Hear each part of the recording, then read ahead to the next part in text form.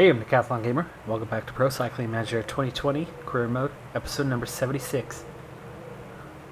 So we're at the Presidential Tour of Turkey. Sponsor objective, win a stage.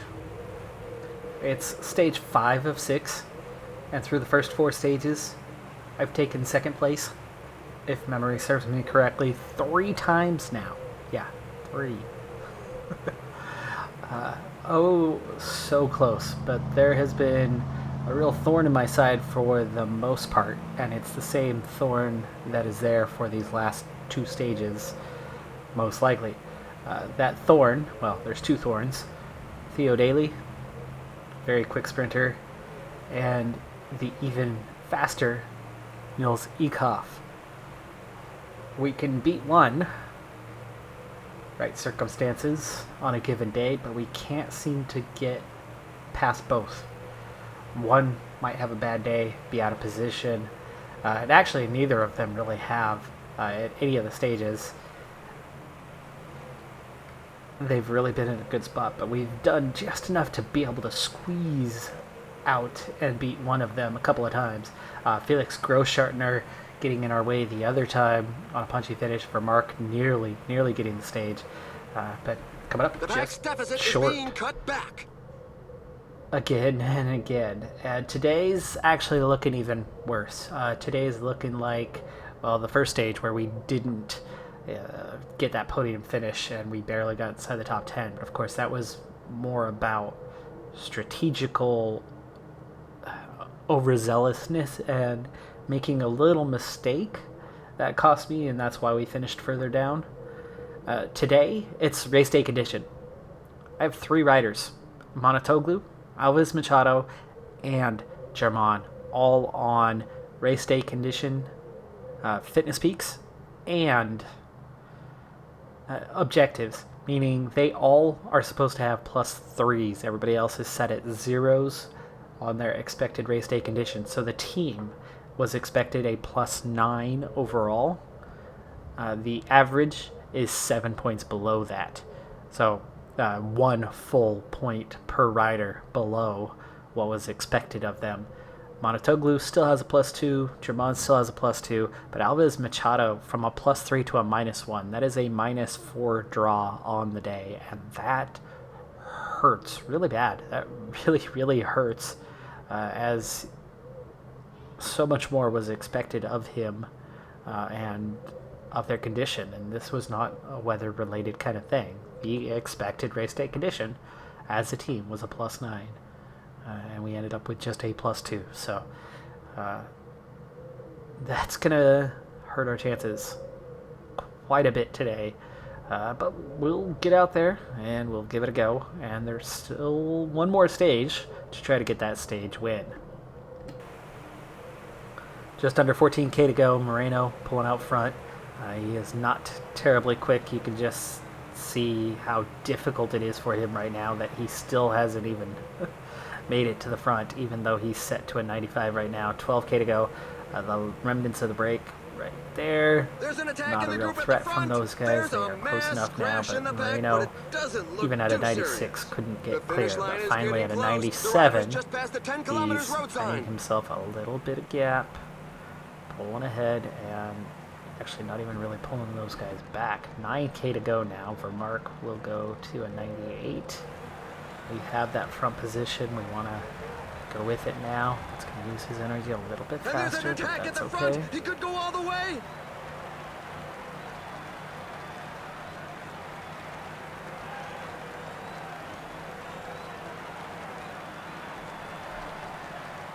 Alright, Vermark is done. 6k to go. Definitely 99s from here to the finish.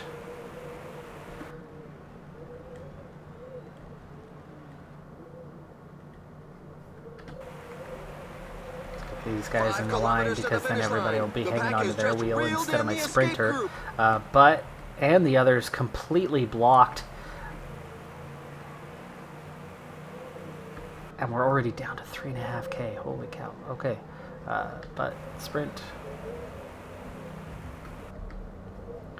And again, sprint. Another attack. This time it could go all the way. Okay, 2.5k definitely time to go. We have that strong position here. There goes the sprint. The strongmen are giving their Jamon gets us all. down to 1.6, but both Alves Machado, especially with his -1, down to nothing. And then Amanatoglu, I don't know why he's so tired. He does have a +2 here. Jamon's got a tiny bit left. We're going to have to use it. The pace is so high that a few riders are going to be very sore at the end of the day. Little downhill. This is good, but that was a bad sign. Full sprint for everyone. Amanatoglu, he's not going to make it 1K on that, even with the downhill. Oh, nope, he doesn't. And there goes Theo Daly. Told you, I can get one of them. I can't get both. No sign of Ekoff today, all the way down in 8th place. He didn't have anything left, but Theo Daly just flew past. Even if Amanatoglu hadn't run out of red bar 75 meters before the finish, Theo Daly still had him beat. It would have been another second. Amanatoglu finishes 4th. It definitely would have been second if he hadn't run out of red bar in the last 75 meters.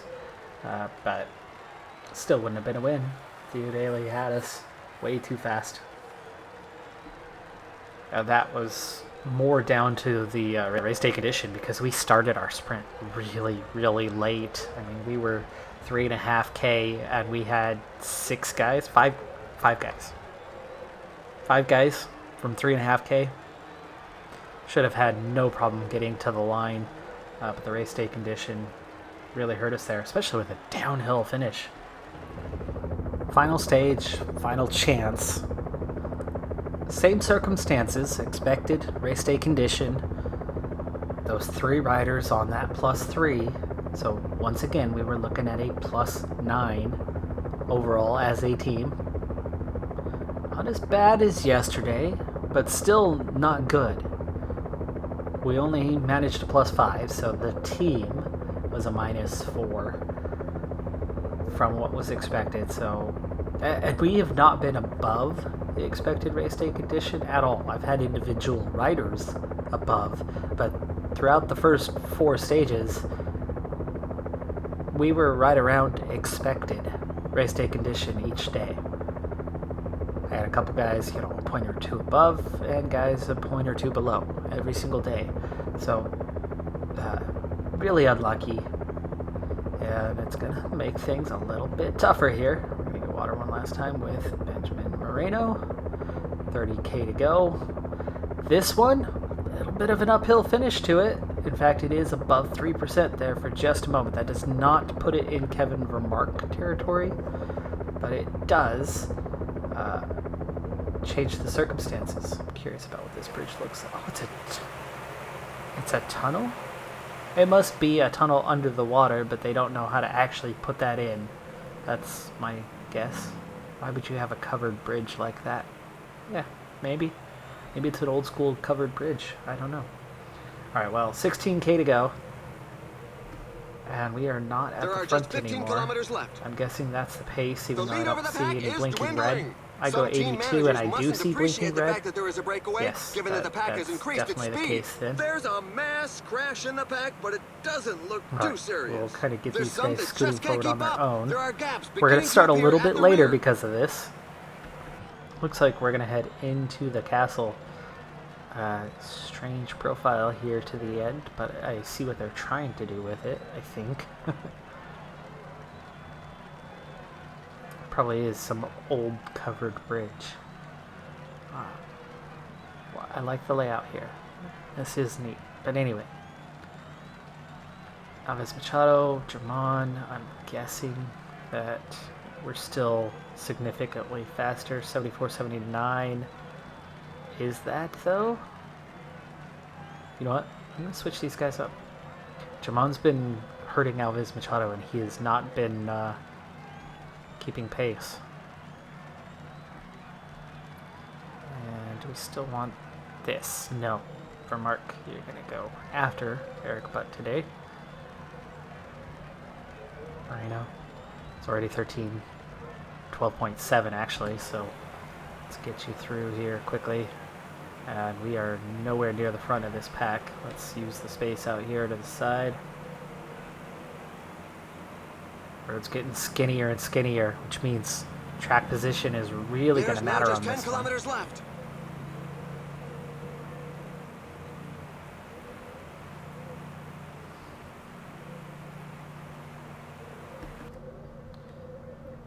Helps if I properly prepare, which I have not really done. Alright, Eric Butt. 8.6. We've already dropped some riders, and this little uphill While the pack is getting close to the finish line, everybody seems to agree gain that a the little stage more will be won separation in a as well. sprint. The pack is back on level terms with the breakaway group. And yes, here is that expected 6.7. This is really coming on quick. Downhill sprint. Another attack. This time it could go all the way. The finish line is getting close. The riders just And passed it's the 5 not kilometers downhill road sign. yet. A little late on this. Okay, 3.3 for Mark. Start your sprint. This is more what I expect. Going to leave a good view in its wake.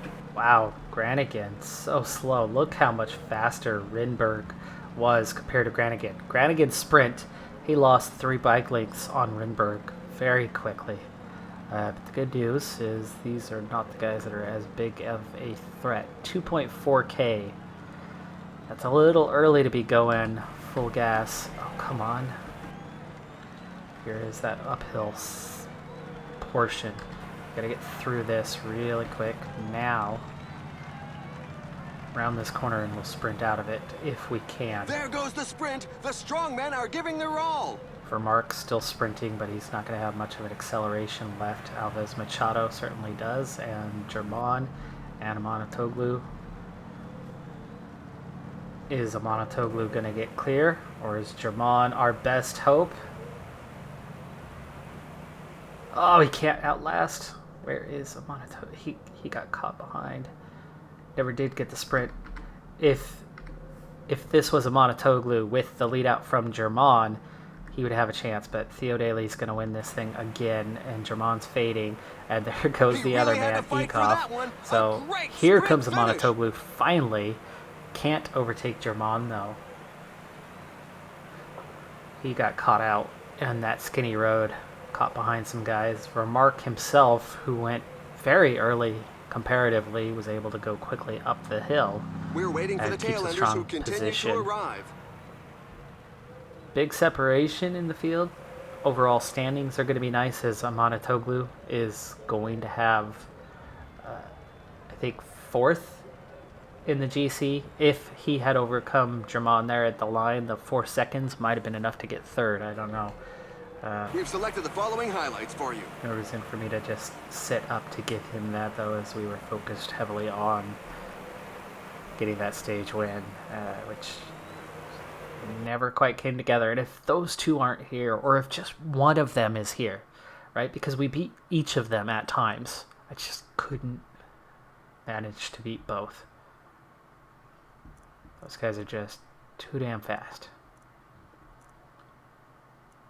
And the 4 seconds may or may not have been enough, because Grossschartner did win a stage. So Theo Daly wins the overall.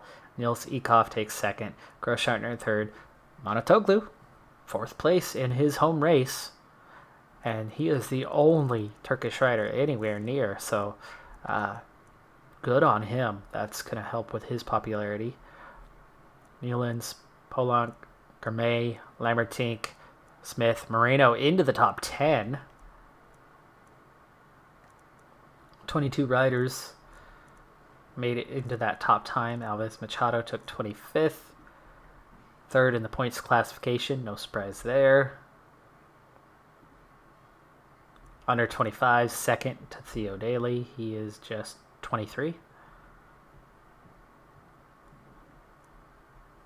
8th as a team. Not a bad result, and I don't think this is going to hurt me on the sponsor confidence. We didn't succeed, but it looks like it did not hurt us. We're well off enough that, and I hate how they always see taking second on a stage is a total failure, where taking 10th instead of top 5 is a partial failure. I don't see how getting podium isn't perceived as a partial failure. I've wondered about that one for years, and I don't know why they haven't fixed that as of yet. I also miss the days where you get to negotiate your objectives and that it changes your monthly intake from the team. That makes total sense to me, to have a negotiation period, and that you can alter that at the first of the year. But anyway, Valerie's Belgium Tour, top 5, next objective, not for 2 months. So we're just going to have some World Tour races between now and then. And there's not too many that we're in, so time's going to suddenly go fast, which means we're going to be focusing at the 1st of May on our signing period that is upcoming. We do not get any noteworthy result here, but we do at least get the major pluses for Vermark. And Zach Johnson, by the way, almost up to a max evaluation, so that's going to really pick this up as the season goes on. And that's every reason to think that we are going to cruise to 100% evaluation this season. Looking for a second at Amanatoglu. National reputation. There you go. National hero after that one.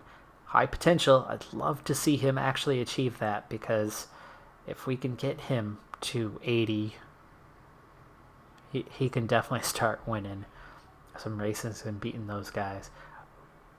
But 83 sprint, 82 sprint is just a bit too fast for us, and we could not get past those two.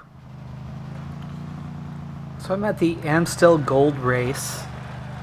It's a long one. We still have 216k to go, and we're going to definitely use time lapse for a while on this one. I brought my top climbers and punchers. This one is going to come first down to survival because of the length and the constant undulation in it. But then second, it's going to come down to a sprint at the end because the climbs aren't to the finish. And so whoever's left at the end is going to have to out-sprint the others. So I am protecting, as I brought a team of nothing but pure climbers and punchers. I brought a team who... I've decided to protect the riders anyway that are a little bit quicker. We have a 4-man break. They have less than 3 minutes, which means this is already setting up nicely for the win coming from this group. Go ahead and keep this view for a little while. I actually like how this one's looking. This is from the motorbike, similar to what we get in real life, except for it's sped up anyway. Coming up on 180k to go. Good time to grab water for the first time. Zach Johnson, our best climber, and good acceleration. Terrible sprint, and with a -2 race day condition. The one man who's the weak link will go ahead and grab water for us this first time.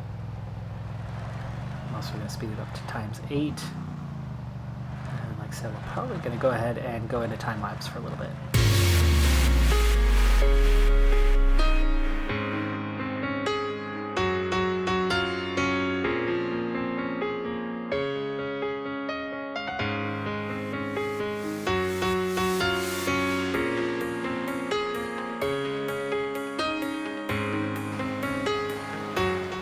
So we're through the hardest period of undulation in this one, but that doesn't mean we're without undulation to the end. There's plenty of climbing to go, and more importantly, the pace is really going to pick up.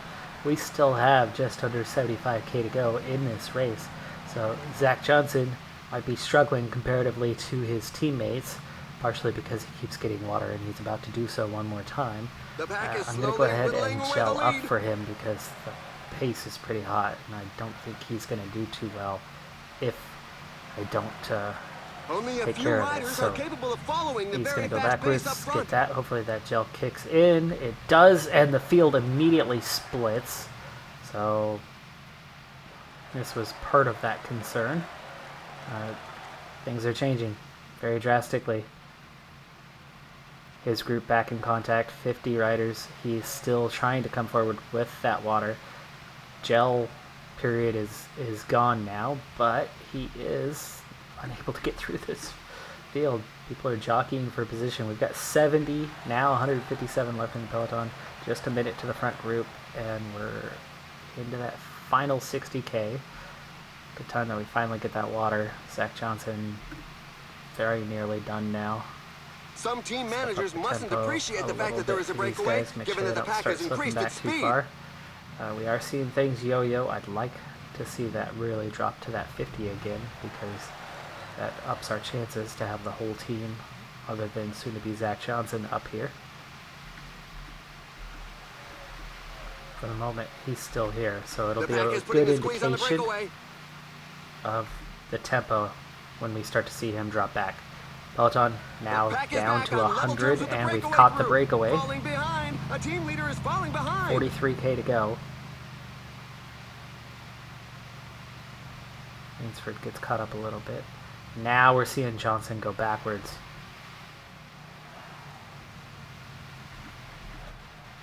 Alright, let's go ahead and leave him. Actually, let's not totally leave him to his own devices. Moreno is that next guy on the list. Go ahead and protect that an attack the is mark. highly unlikely. Exclude Johnson here, please. Thank you. Alright, 86 now.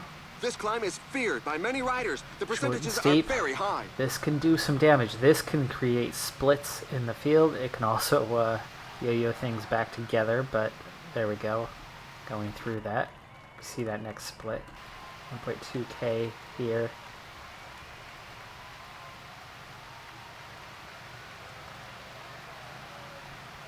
This is where splinter groups can really start to reshape this thing. A rider thing. just launched an attack. Alaphilippe goes clear. Oof. Moreno, why are you looking like you're sitting up? There you go.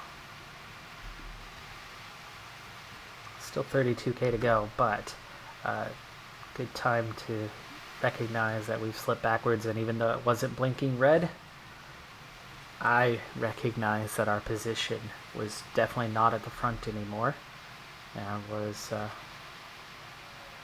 in jeopardy. Now just 33 riders. Alaphilippe's caught. Group really thinning out. Here comes the next climb. It's a steep one. 15% gradient. 28K.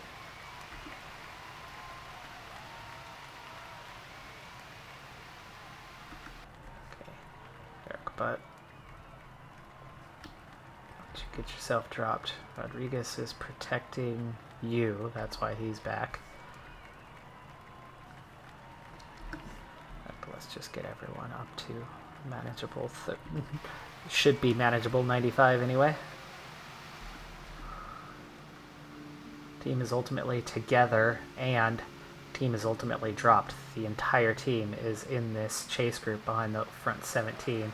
Gonna have to get ourselves organized here. And Denny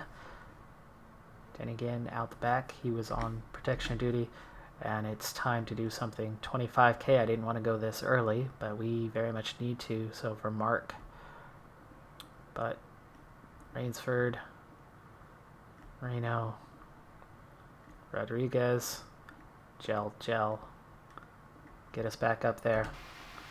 Otherwise, that is the winning group of the day, and we miss out completely. So Rodriguez probably shouldn't have been going to 99, but we do need to catch them quick. I don't think he'll hang on, but we'll try. Actually, it's a good way for us to ditch most of these guys behind us.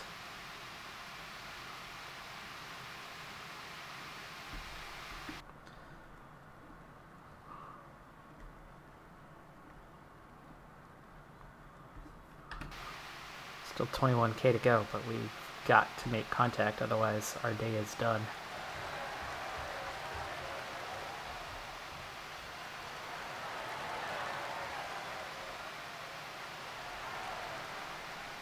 Dunbar, try to bridge it the hard way, and I'm doing what I figured was going to work a little bit better. Wait for a little hill, wait for it to string out a little bit.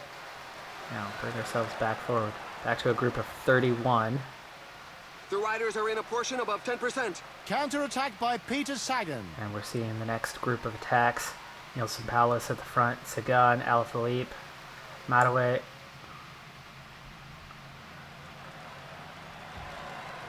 And now it's 5 of us chasing 10 at the front with 15k to go. We've got 15 kilometers to the finish line. Set these guys to auto. There we go. So it's now 3 riders in a group of 16.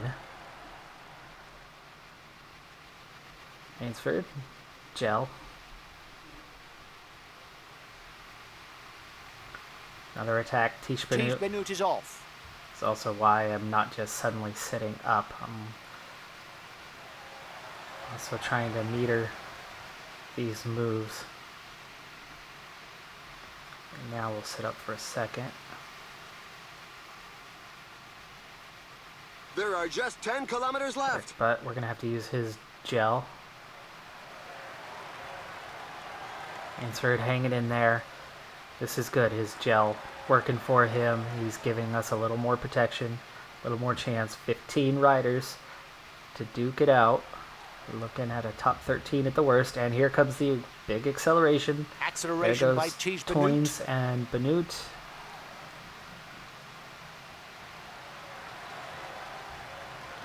And on to Eric Butt. Ainsford. Okay, that was the last climb, wasn't it? Yes, that's it. Come over, Mark. He's 5 about to go kilometers to the solo. finish line. Okay, hold on. 11 chasing 3. Oh, there's going to be so much fatigue in this group. 3k to go. Try to get a better position here. Bridge that gap. Can we? Oh, can we leave him behind? 1.5. No, he's still got too far to go. He did not break the toe. Alaphilippe is right on his wheel, and he is going to the finish without energy. He's going to slip backwards. Almost. I mean, he's half a K from being able to pull this off. Other than Alaphilippe, he's going to get 4th place. Narvaez Schachmann overtook him when he ran out of energy. We're waiting for the back Alaphilippe, I markers think, who had appear us to be beat. fairly numerous in Either this way. difficult race. Come close. Oh, we still haven't gotten to the line. Here comes Eric Butt to take 13th. Just ahead of Michael Matthews. Rainsford is going to be up there as well. So, strong team performance. 3 guys in the top 20.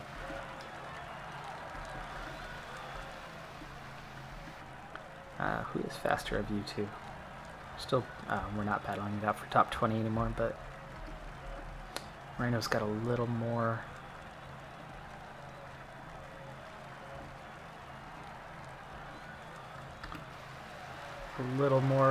Speed. Juan Rodriguez. And Moreno. Oh, couldn't beat those guys at all. 30th and 32nd. Still, overall, 4th place. Good result. Could have been better. Certainly could have been much worse, especially when we missed the split. The entire team missed the split. So 39 years of age. What are we, 5 seasons now into this? 4, 5? Whatever it is. Let's see. 5th season now. Chris Froome, at 39 years of age, is down to a 73 overall. Down to making $45,000 a month, which is still a ton of money compared to what we have. I'd still be quite happy to have a rider of his caliber on our team. But we actually do have better than that now, don't we? And certainly not for that kind of expense. But I'd still like riders of that caliber comparatively overall within the team. But anyway, he has just announced that he will retire. And we're going to take a quick look. We'll use the planner. So this was only 2 days after the Turkey race. We have La Flèche Wallonne coming up. We have Liège, Bastogne-Liège, and then nothing for a while. We have some healthy gaps until we get to our next sponsor objective, which is the Baloise Belgium Tour. And then we have the National Championships. And then some big empty slates until we get to Ride London Surrey Classic. I have not filled this part of the calendar in at all. And that's it to the end of the season. I think there was one more sponsor objective prior to... Nope, that's too late. Is it Österreich? Okay, yeah, it's Österreich-Rundfahrt. So that's the last races of the season we'll be doing just about. So we really are looking at kind of a short-term thing here. Those two will definitely be in the next episode, and then it'll get us all the way to the Baloise Belgium Tour, which means I think more likely next episode's going to contain those two races, mostly in their entirety, but not in their entirety because we're not targeting them massively, and it's pretty much the same team. It's actually exactly the same team. I took the same set of riders for all three races with the similar profile, but we'll get those two, and then we'll get our May, mid-May, and early June dossier periods. And I think that's what the next episode is going to be. That'll then put us into Baloise Belgium Tour for an episode or so. Last larger objective, but I don't think that's actually going to be a big deal. So we'll kind of fly through the whole thing, 5 episodes, or 5 stages within one episode. Then the National Championships for an episode. Österreich-Rundfahrt for an episode. With some Turn of the Month stuff. And yeah, I mean, just like that. We are to August and our last race of the season. So, man, oh man, this is going quite quickly, as we did not get into too many of those World Tour races. That is going to do it for this one, though. I'm Decathlon Gamer. Thanks for tuning in. Be sure to hit that like button, and I'll see you next time. Have a good one. Be safe out there, and bye for now.